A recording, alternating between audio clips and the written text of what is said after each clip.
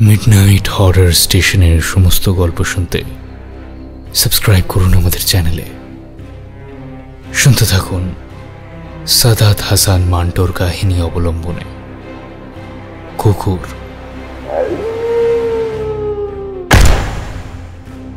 কথায় বলে, যারা যুদ্ধ চায় তারা যুদ্ধে যায় না, আর যারা যায় তারা চায় না। কিন্তু এরও বাইরে একদল মানুষ আছে যারা চাক বা না চাক যুদ্ধ এসে ছারখার করে দিয়ে যায় তাদের নিশ্চিন্ত জীবন, নিরাপত্তা, শান্তির ঘুম এবং কিছু আটপৌড়ে স্বপ্ন। আমাদের আজকের গল্পে আমরা খুঁজে নেওয়ার চেষ্টা করব কারা এই হতভাগ্য, যাদের জীবনে রক্ত আর কান্না ছাড়া যুদ্ধের আর কোনো ভূমিকা নেই। শুনতে থাকুন মোহনা দেবরায়ের ভাবানুবাদে সাদাত হাসান মান্টোর কাহিনী অবলম্বনে কুকুর।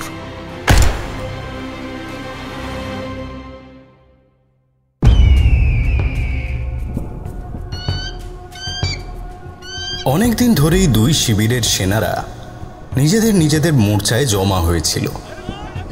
দিনে অন্তত 10-12 বার গুলির শব্দ শোনা যায় দুই পাহাড়ের আড়াল থেকে, কিন্তু সেসব শুধুই গুলির আওয়াজ, মানুষের চিৎকার তাতে মিশে থাকে না। এই অঞ্চলের প্রাকৃতিক পরিবেশ বেশ হাসি খুশি। নরম বাতাস ভারী করে ভেসে বেড়ায় বুনো ফুলের গন্ধ। পাহাড়ে চড়াই উতরাইয়ের প্রকৃতি কাজ করে চলে তার নিজের মতো। এই এত যুদ্ধ, গোলাগুলি, বোমা বর্ষণ, এসবের প্রতি সে সম্পূর্ণ উদাসীন। ফুল আগের মতোই ফোটে, পাহাড়ি পাখিরা গান গেয়ে চলে নিজেদের খেয়ালে। মধুর লোভে মৌমাছির দল এসে অলস পায়ে ভিড় জমায় নাম না জানা ফুলের ওপর। কেবল মাঝে মাঝে যখন গুলির শব্দ পাহাড়ে প্রতিধ্বনিত হয়, পাখিদের কুজনে ছন্দপতন ঘটে। চমকে এলোমেলোভাবে উড়তে শুরু করে তারা, যেন যন্ত্রের ভুল তারে হাত লেগে গিয়ে অসাবধানে একটা তীক্ষ্ণ আওয়াজ বেরিয়ে এসেছে আর আঘাত করেছে তাদের কানের পর্দায়।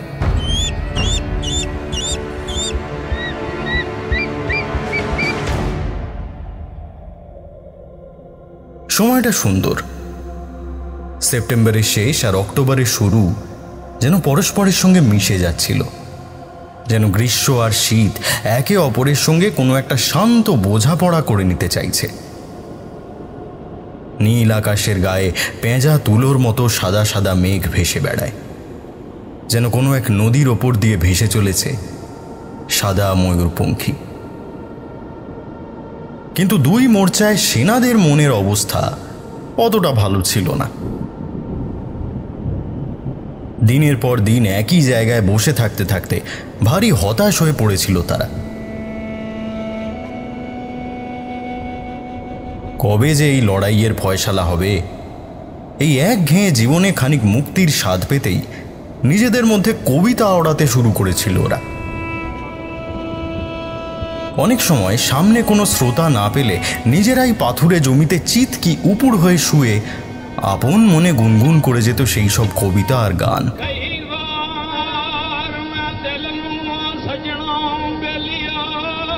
মাঝে মাঝে হুকুম এলে কয়েক রাউন্ড গুলি চালিয়ে দিত।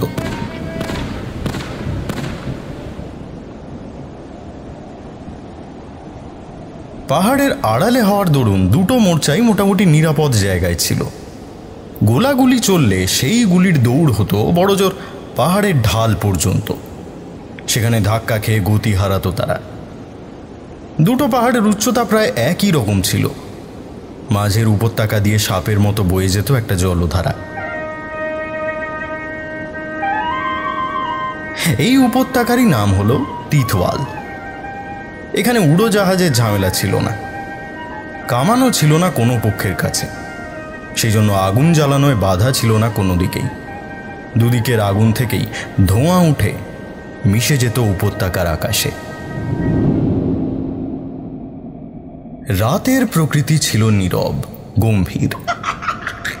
তাই মাঝে মধ্যেই এক পক্ষের সেনাবাহিনী থেকে উচ্চকিত হাসির আওয়াজ পৌঁছে যেত অন্য পক্ষের কাছে। কখনো বা গানের আওয়াজ ভেসে আসতো। মনে হতো যেন পাহাড়ি সঙ্গীতের তালিম নিচ্ছে। সেদিন চায়ের পাট চুকে গিয়েছিল। পাইন কাঠের কয়লায় বানানো উনুনটা প্রায় নিভেই এসেছিল। আকাশ ছিল পরিষ্কার, আবহাওয়ায় একটা ঝিম ধরা ভাব। এমনকি ফুলের গন্ধও সেদিন ভেসে আসছিল না, যেন প্রকৃতির আর্তনাদকে কেউ ঢাকনা দিয়ে বন্ধ করে দিয়েছিল। নাকে আসছিল কেবল পাইন আঠার গন্ধ, যদিও সেটা মোটেই অসহ্য ছিল না।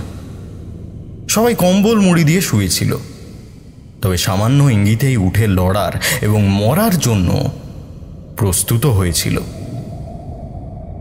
জামাদার হরনাম সিংয়ের পাহাড়ার পালা ছিল। তার ঘড়িতে 2টো বাজলে পরে সে গন্ডা সিংকে জাগিয়ে পাহারায় মোতায়েন করে দেয়। তার ইচ্ছে ছিল ঘুমিয়ে পড়বে, কিন্তু ঘুম কোথায়? আকাশ তারার থেকেও দূরে কোথাও অদৃশ্য হয়েছে সে। চিত হয়ে শুয়ে সেই তারাদের দিকেই তাকিয়েছিল হরনাম সিং। তারপর গুনগুন করে গান ধরেছিল, जुत्ती लेने सितारियां वाली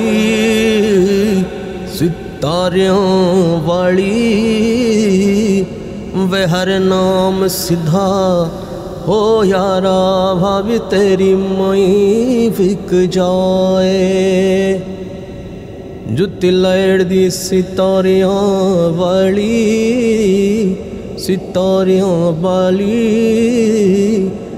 निहर नाम करे है नारे भाभी मेरी मई बिक जाए। গাইতে গাইতে হরনাম সিং ঝলমলে তারার মণিমুক্ত সাজানো অনেক জুতো দেখতে পেল সারা আকাশ জুড়ে ছড়ানো ছিটানো অবস্থায় পড়ে থাকতে। গাইতে গাইতে সে হাসে। তারপর আর ঘুম আসবে না ভেবে উঠে বাকি সকলকেও জাগিয়ে দেয়। আরে ওঠো ওঠো ওঠো সব, কত ঘুমোবে? হ্যাঁ ওঠো। আসলে গানের মধ্যে নারীর উল্লেখ ছিল, আর সেই উল্লেখ ওর মাথার মধ্যে একটা অদ্ভুত অস্থিরতা তৈরি করেছিল। কোনো না কোনো কথায় নিজের স্ত্রী হরনাম কৌরের প্রসঙ্গ তুলে আনার জন্য ও সকলের সঙ্গে খানিক হাবিজাবি গল্প করতে চাইছিল। কথা শুরুও হয়, তবে বেশ খাপ ছাড়া ভাবে। ওদের মধ্যে সবচেয়ে কম বয়সী হলো বন্তা সিং। তার গলার আওয়াজটাও ছিল বাঁধিয়ে রাখার মতো। সে বাকিদের থেকে একটু দূরে গিয়ে বসে।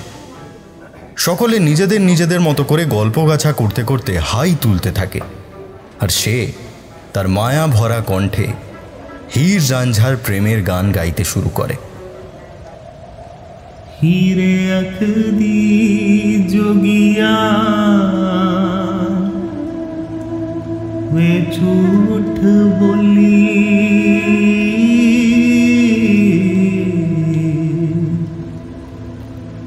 ते कौन रुठ रे यार मनादाई।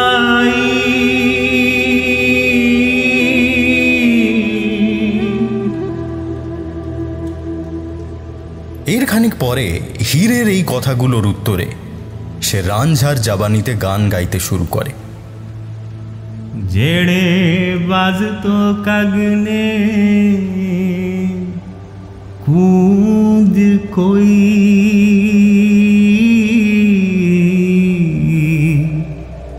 के सब शुक्र कर बाज फना होया।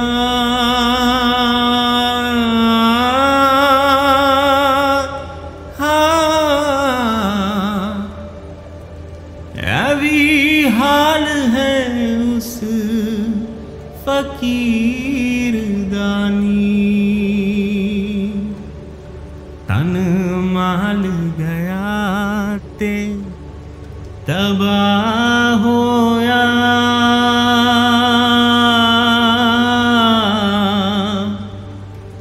कर सिदक ते कम मालूम होवे।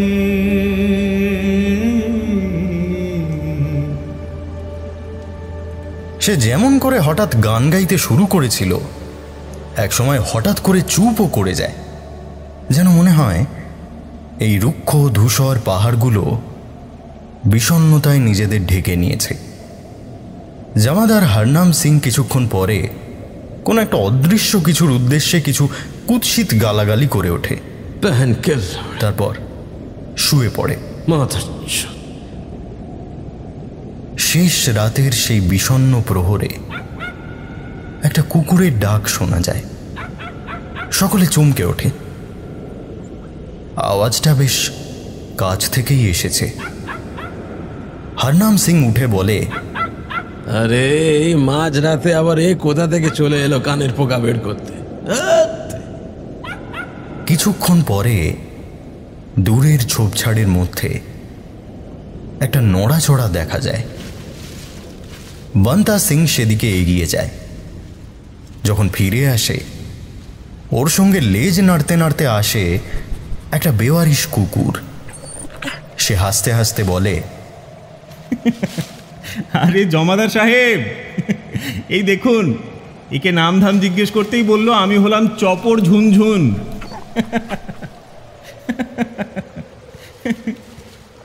হরনাম সিং আদুরে গলায় কুকুরটাকে ডাকে, এই যে চপর ঝুনঝুন, এদিকে এসো, এদিকে এসো বাবা, এদিকে এসো, আসো। কুকুরটা লেজ নাড়তে নাড়তে হরনাম সিং এর কাছে চলে যায়। তারপর কোনো খাওয়ার জিনিস ফেলা হয়েছে ভেবে মাটির ওপর পাথর শুঁকতে থাকে। জমাদার তার ঝুলি থেকে একটা বিস্কুট বের করে সেটা ওর দিকে ছুঁড়ে দেয়।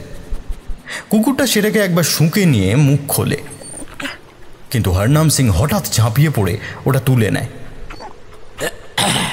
এই দাঁড়া দাঁড়া দাঁড়া দাঁড়া, এই বেটা আবার পাকিস্তানি নয় তো? বন্তা সিং এগিয়ে এসে কুকুরটার পিঠে হাত বুলিয়ে দেয়। আরে না না জমাদার সাহেব, আমাদের চপর ঝুনঝুন তো হিন্দুস্তানি। হরনাম সিং হেসে কুকুরটার মুখোমুখি দাঁড়ায়। কই কই কই দেখি, চিহ্ন দেখি। কুকুরটা লেজ নাড়তে থাকে। আরে এইটা আমার কোনো চিহ্ন হলো দেখি, কোন কুকুরটা লেজ নাড়ে না শুনিয়া। বন্তা সিং কুকুরটার লেজটা ধরে নেয়, বলে, আহা বেচারা শরণার্থী। জামাদার হরনাম সিং বিস্কুটটা ছুঁড়ে দেয়।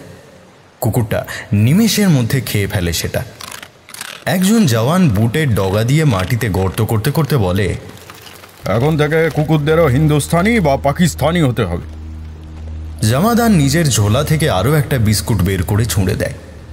পাকিস্তানিদের মতো পাকিস্তানি কুকুরদেরও গুলি করে উড়িয়ে দেওয়া হবে। একজন উচ্চ কণ্ঠে স্লোগান দেয়, হিন্দুস্তান জিন্দাবাদ। কুকুরটা বিস্কুট খাওয়ার জন্য এগিয়ে এসেছিল। এই আওয়াজে সে ভয় পেয়ে পিছিয়ে যায়। ওর লেজটা ঢুকে যায় পেছনের দু পায়ের মাঝখানে। হরনাম সিং আবার হেসে ওঠে। আরে নিজেদের জিগির শুনে এত ভয় পাচ্ছিস কেন চপর ঝুনঝুন? নে নে নে, আর একটা বিস্কুট খা। বলে আরও একটা বিস্কুট বের করে সে কুকুরটাকে দেয়। কথায় কথায় সকাল হয়ে যায়। সূর্য যখন উঠবো উঠবো করছে, তখনই আস্তে আস্তে চারদিকটা আলোকিত হয়ে ওঠে। ঠিক যেমন সুইচ টিপলেই বিদ্যুতের বাতি জ্বলে ওঠে, ওরকমই সূর্যের কিরণ দেখতে দেখতে সেই তিতওয়াল নামের ছোট্ট পাহাড়ি উপত্যকায় ছড়িয়ে পড়ে। এই অঞ্চলে বেশ কিছুদিন ধরেই লড়াই চলছে। এক একটা পাহাড় দখল করতে ডজন ডজন জওয়ানের প্রাণ যেত, তবু কোনো চূড়ান্ত ফয়সালায় পৌঁছানো যেত না। আজ এই পাহাড়টা এর কাছে, কাল আবার শত্রুদের কাছে, পরশু আবার এদের কাছে, তারপর দিন ওদের কাছে। এইভাবেই চলছিল। জামাদার হরনাম সিং চোখে দূরবীন লাগিয়ে আশপাশটা জরিপ করে নিচ্ছিল। সামনের পাহাড় থেকে ধোঁয়া উঠছে, মানে ওদিকে এখন চা নাস্তা তৈরি হচ্ছে। এদিকেও প্রাতরাশের তোড়জোড় চলছে, চুলো ধরানো হয়েছে। ওপাশের লোকেরাও নির্ঘাত এইদিকে ধোঁয়া দেখতে পাচ্ছে। জল খাবার থেকে অল্প অল্প করে সব জওয়ানই কুকুরটাকে কিছু না কিছু দেয়। সে খুব তৃপ্তি করে খেয়েও নেয় সবটা। সকলেরই কুকুরটার প্রতি একটা আগ্রহ জন্মেছিল, যেন সবাই তাকে ওর বন্ধু বানাতে চায়। তার আশাতে বেশ একটা আলোড়ন জেগে উঠেছিল সেনা ছাউনিতে। প্রত্যেকেই ওকে থেকে থেকে চাপার ঝুনঝুন বলে ডাকছিল আর আদর করে দিচ্ছিল। সন্ধ্যের দিকে উল্টো দিকের পাকিস্তানি সেনা ছাউনিতে সুবেদার হিম্মত খাঁ নিজের বিশাল পুরুষ্টু গোঁফে তা দিতে দিতে খুব মনোযোগ দিয়ে তিতওয়ালের নকশাটা দেখছিল। সেনাদের মধ্যে কথিত আছে এই প্রকাণ্ড গোঁফ জোড়ার সঙ্গে নাকি প্রচুর কাহিনী জুড়ে রয়েছে। তার ঠিক পাশেই ওয়ার্ল্ডলেস অপারেটর বসেছিল। সুবেদার হিম্মত খাঁয়ের উদ্দেশ্যে প্লাটুনের কমান্ডারের কাছ থেকে ওয়্যারলেসের নির্দেশ আসছিল। কিছুটা দূরে একটা পাথরে হেলান দিয়ে বন্দুক হাতে নিয়ে বশির বসেছিল আর গুনগুন করে গান গাইছিল। चनकता गुजारी वे रात वे, चनकता गुजारी वे रात वे, चनकता गुजारी वे रात वे, चनकता गुजारी वे। গাইতে গাইতে যখন বশিরের গলাটা বেশ উঁচু হয়েছে, সেই সময় হিম্মত খাঁয়ের বাজখাই গলা শোনা যায়। বেটা, সারা রাত কোথায় ছিলে? বশির জিজ্ঞাসু চোখে হিম্মত খাঁর দিকে তাকায়, কিন্তু বশির নয়, অন্য কাউকে উদ্দেশ্য করে করেছে প্রশ্নটা। কে রে, বল কোথায় ছিলে? বশির দেখতে পায় কিছুটা দূরে সেই বেওয়ারিশ কুকুরটা বসে আছে। এ কিছুদিন আগে ওদের মোর্চায় অনাহুত অতিথির মতো এসেছিল, তারপর থেকেও গিয়েছিল তাদের মাঝে। বশির মুচকি হেসে কুকুরটার দিকে চেয়ে গাইতে থাকে। चनकता गुजारी वे रात वे, चनकता गुजारी वे रात वे। কুকুরটা জোরে জোরে লেজ নাড়তে শুরু করে, যেন পাথুরে জমিটা ঝাঁট দিতে চায়। হিম্মত খাঁ একটা ঢিল ছুঁড়ে দেয় কুকুরটার দিকে। লেজ নাড়ানো ছাড়া আর কিছু পারে না। হঠাৎ করেই বশিরের চোখ যায় কুকুরটার গলার দিকে। আরে এর গলায় এটা কি? এই বলে সে উঠে দাঁড়ায়, কিন্তু তার মধ্যেই আর একজন জওয়ান কুকুরটাকে ধরে তার গলায় বাঁধা দড়িটা খুলে ফেলে। সেটার গায়ে একটা কার্ডবোর্ড ঝোলানো ছিল, কিছু একটা লেখা ছিল তাতে। সুবেদার হিম্মত খাঁ সেটা হাতে নিয়ে উল্টে পাল্টে দেখে, তারপর বাকিদের উদ্দেশ্যে বলে, কি লেখা আছে এটা? কেউ পড়তে পারো? বশির এগিয়ে এসে বলে, হ্যাঁ একটু একটু পারি, দেখছি। এরপর সে টুকরোটা হাতে নিয়ে আস্তে আস্তে বানান করে পড়ে। চপ চাপার ঝুন ঝুন, চাপার ঝুন ঝুন, সেটা আর কি জিনিস? হিম্মত খাঁ নিজের কিংবদন্তি গোঁফ জোড়ায় একবার চাড়া দেয়। মানে হচ্ছে কোনো কোড ওয়ার্ড। আর কিছু লেখা আছে বশির?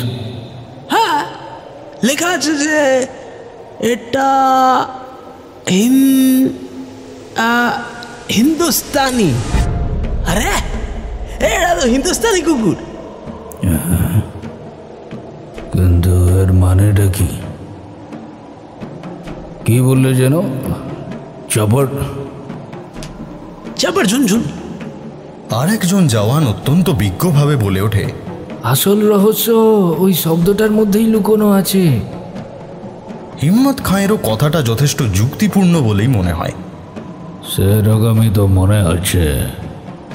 চাপার ঝুনঝুন এটা একটা হিন্দুস্তানি কুকুর। সুবেদার হিম্মত খাঁ ওয়্যারলেস সেট নিয়ে কানে হেডফোন লাগিয়ে প্লাটুন কমান্ডারের সঙ্গে কথা বলে কুকুরটার বিষয়। জনাব, একটা খবর আছে। কয়েকদিন আগে আমাদের মোর্চায় একটা কুকুর এসেছিল, আমাদের সঙ্গে থাকতো, খেত, पर अचानक काल रात से गायब हो जाए। हाँ, আজ যখন ফিরে এসেছে ওটার গলায় একটা দড়ি বাঁধা, ওতে লেখা চপট ঝুনঝুন। এটা একটা হিন্দুস্তানি কুকুর। আর চপট চপট ঝুনঝুন। হ্যাঁ হ্যাঁ, ঝুনঝুন, চপট ঝুনঝুন। কমান্ডারকে বোঝানোর জন্য অন্তত ৩-৪ বার শব্দটা আওড়ায় হিম্মত খাঁ, কিন্তু বিষয়টা ধোঁয়াশাই থেকে যায়। বশির কুকুরটার একপাশে বসে নানানভাবে তার থেকে কথা আদায় করার চেষ্টা করতে থাকে, কখনো আদর করে, কখনো ধমকে, কখনো ভয় দেখিয়ে। এ মিয়া, ঠিক করে বল, কাল সারা রাত কোথায় ছিলি? হ্যাঁ, তোর গলায় ওই দড়িটা কে বাঁধলো? বল বাচ্চা, কোনো ভয় নেই, কোনো ভয় নেই, শুধু বলে দে একবার। তুই বলবি না মিলিটারি ট্রিটমেন্ট দেবো তোকে? হ্যাঁ, বল বল বল।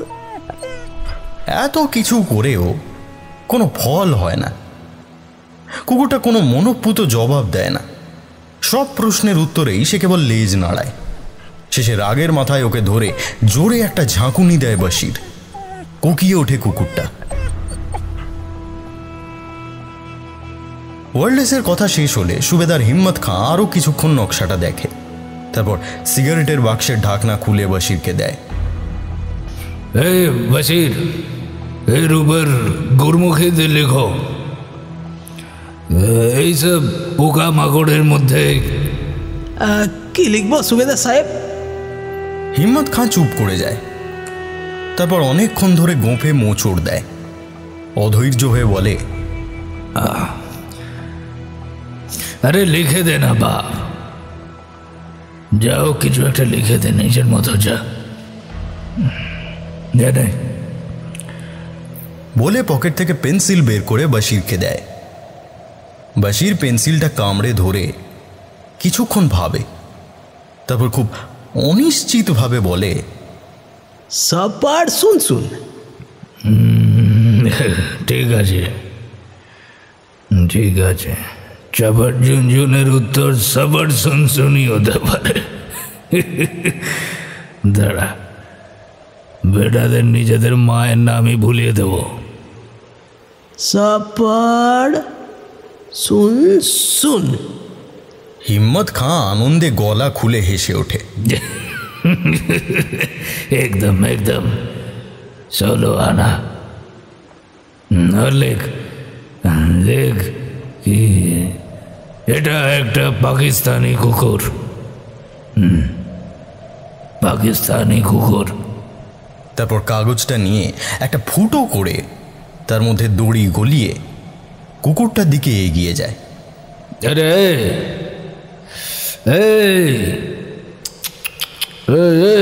নিয়ে যা, নিজের বাচ্চার কাছে নিয়ে যা।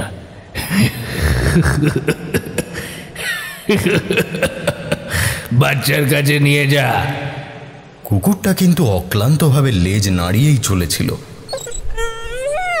ওর গলায় দড়িটা বেঁধে দেয় সুবেদার, কিছু খেতে দেয়, তারপর খুব গম্ভীর পরামর্শের ঢঙে বলে, দেখো ভাই, বেইমানি করো না, এখানে কিন্তু বেইমানির একটাই সাজা, মত। যা যা। কুকুরটা লেজ নাড়তেই থাকে। ওর খাওয়া শেষ হলে দড়ি ধরে ওর মুখটা পাহাড় থেকে নেমে যাওয়া পায়ে চলা পথের দিকে ঘুরিয়ে দেয় হিম্মত খাঁ। তারপর বলে, যাও, শত্রুর কাছে আমাদের বার্তা পৌঁছে দিয়েছ। আর একটা কথা, ফিরে আসবে, তোমার উপরওয়ালার হুকুম এটা, বুঝেছ? যাও। কুকুরটা লেজ নাড়তে নাড়তেই সেই পাহাড়ের পাকদণ্ডি বেয়ে উপত্যকায় নেমে যাওয়া পথটা ধরে নামতে থাকে। সুবেদার হিম্মত খাঁ নিজের বন্দুক থেকে বাতাসে গুলি করে একবার। সেই আওয়াজ আর তার প্রতিধ্বনি উল্টো দিকে হিন্দুস্থানি সেনা শিবিরে শোনা যায়, কিন্তু তারা এর অর্থ কিছু বুঝতে পারে না। জামাদার হরনাম সিং কোনো কারণে আগে থেকেই তিতিবিরক্ত হয়েছিল। এই আওয়াজে আরও মেজাজ গরম হয়ে ওঠে তার। হুট করেই ফায়ার করার হুকুম দিয়ে দেয় সে। আধ ঘন্টা ধরে দুই শিবিরেই অকারণ গোলাগুলি বর্ষণ চলতে থাকে। কিছুক্ষণ পরে শখ মিটে গেলে ফায়ার বন্ধ করার নির্দেশ দেয় সে। তারপর দাড়ি আঁচড়াতে শুরু করে। সেই কাজ শেষ হলে সব ঝরে পড়া চুল খুব যত্ন করে একটা জালের মধ্যে সঞ্চয় করে বলে, এই বান্তা, এই সেই চাপড় ঝুনঝুন কোথায় গেল রে? বান্তা নখের ফাঁক থেকে ডুমুর কাঠের টুকরো বের করতে করতে বলল, কই দেখছি না তো জমাদার সাহেব। কুকুরটার পেটে ঘি সহ্য হলো না নাকি? হ্যাঁ, কিন্তু ওকে তো আমরা ঘিয়ের কিছু খাওয়াইনি। বান্তা, তোর মতো মুক্কুর সঙ্গে কথা বলতে যাওয়াই ঝক মারিয়া। হঠাৎ যে সিপাহী চোখে দূরবীন লাগিয়ে চারদিকে নজর রাখছিল সে বলে ওঠে, আরে ওই তো আসছে। কে? কি যেন নাম ছিল? হ্যাঁ, চাপাড় ঝুনঝুন। চপর ঝুনঝুন সে আসছে? হ্যাঁ হ্যাঁ, বিলকুল আসছে, আমি দেখতে পাচ্ছি। দূরবীনটা নিজের হাতে নিয়ে চোখে লাগিয়ে জামাদার হরনাম সিং বলে, হ্যাঁ, এদিকেই আসছে। গলায় দড়িও বাঁধা আছে, কিন্তু ও তো দুশ্মনদের মোর্চার দিক থেকে আসছে।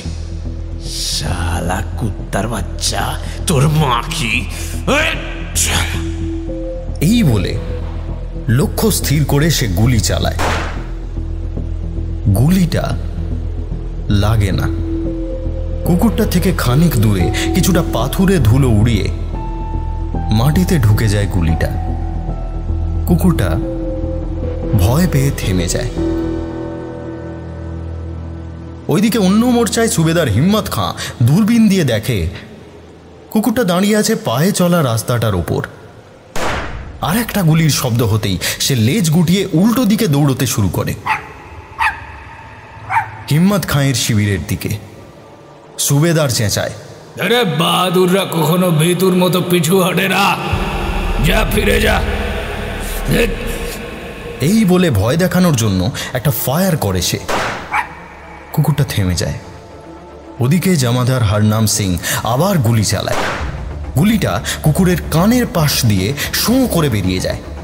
ও লাফিয়ে উঠে পাগলের মতো কান দুটো ঝাঁকাতে থাকে। হিম্মত খাঁয়ের দিক থেকে গুলি ছুটে আসে, এসে ওর থাবার সামনে পাথরের মধ্যে ঢুকে যায়। ভয়ে আতঙ্কে উন্মাদ হয়ে সে একবার এদিকে দৌড়ায় তো একবার ওদিকে।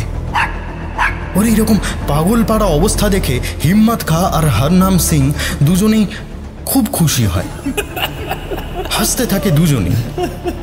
কুকুরটা একসময় জামাদার হরনাম সিং এর ছাউনির দিকে দৌড় দেয়। এবার আর একটা কুৎসিত শব্দ উচ্চারণ করে ধীরে সুস্থে তাক করে ফায়ার করে হরনাম সিং। গুলিটা কুকুরের পায়ে লাগে। শোনা যায় তার আকাশ ফাটা করুণ আর্তনাদ। কুকুরটা নিজের গতিপথ পাল্টে খোঁড়াতে খোঁড়াতে সুবেদার হিম্মত খাঁয়ের শিবিরের দিকে ছুটে আসে। সেদিক থেকে আবার ফায়ার হয়, সেই সঙ্গে চিৎকার করে ওঠে হিম্মত খাঁ, তুই না বাহাদুর, নিজের প্রাণের তোয়াক্কা করিস না। এই কুকুরটা গুলির শব্দে থমকে যায়। ওর একটা পা একেবারে নষ্ট হয়ে গিয়েছিল। অন্য তিনটে পায়ের সাহায্যে ঘষতে ঘষতে আবার উল্টো দিকে চলতে শুরু করে ও। জামাদার হরনাম সিং এবার অব্যর্থ লক্ষ্যে গুলি চালায়। নিমেষের মধ্যে সেখানেই ছিটকে পড়ে কুকুরটা, আর নড়াচড়া করে না। সুবেদার হিম্মত খাঁ মাথা নেড়ে আফসোসের গলায় বলে,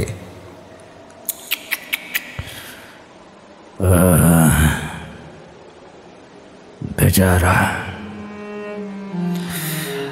শহীদ হয়ে গেল বেচারা। জমাদার হরনাম সিং বন্দুকের তপ্ত নলের ওপর হাত বোলাতে বোলাতে বলে,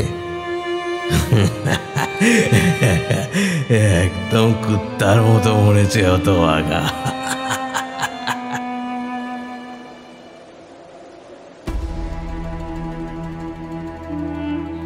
আজকের গল্প পাঠে ছিলেন শায়ক আমান, বিভিন্ন চরিত্রে কৌশিক, এনামুল, শায়ক এবং আমি তমাল। শব্দ সংযোজনে রিম্পা, আবহ নির্মাণে শায়ক। শুনছিলেন মোহনা দেবরায়ের ভাবানুবাদে সাদাত হাসান মান্টুর কাহিনী অবলম্বনে কুকুর। সকলে ভালো থাকবেন। শুভরাত্রি।